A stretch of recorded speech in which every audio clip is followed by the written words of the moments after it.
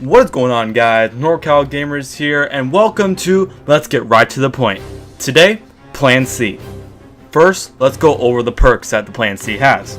For the muzzles, you have a choice between Field Choke, more range and impact, increased recoil, CQB ballistics, greatly reduced recoil, significant penalty to range, and Smart Drift Control, predictable and controllable recoil, penalty to range.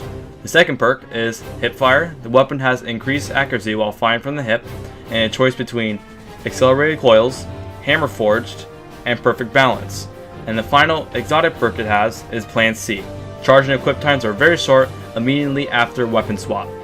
For the perk sub, I would definitely recommend putting on Smart Drift Control and Perfect Balance. You want to get as much stability possible out of the fusion rifle, because that is the main thing that puts fusion rifles behind, is that if you have too little stability, you can never land your shots. But with high stability, it's really easy to land your shots against moving targets and against shotgun rushers and whoever it is really. You can go for more range, which affects the bolt's travel time, but you definitely just want to go all stability in my opinion when I use the Plan C.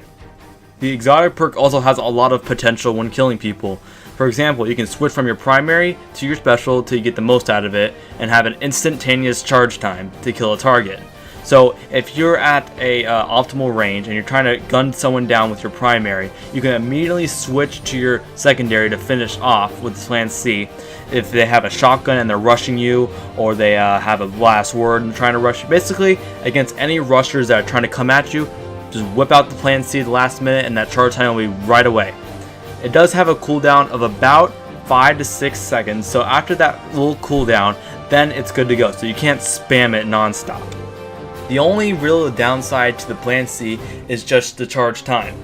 I mean, it can be counteracted by the exotic perk, but most fusion rifles has this problem as well, where the charge time is way too slow to try and kill something. And by the time the shotgunners slide or Titan skate to you, and you will probably be dead because the fusion rifle hasn't charged up yet.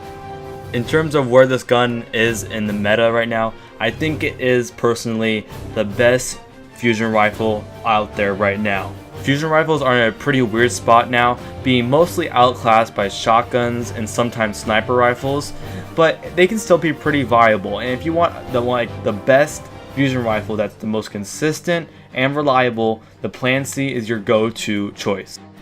In PvE, don't even bother using this thing. I mean, it's mostly sniper rifles and shotguns are mostly outclassed every other special weapon type, just because, you know, sniper rifles you can just snipe in the back, and shotguns are mostly good because they do so much damage up close range. But this weapon can be pretty good though with the arc burn modifier on. But I mean, come on, everyone's just gonna use the Halo when that comes around.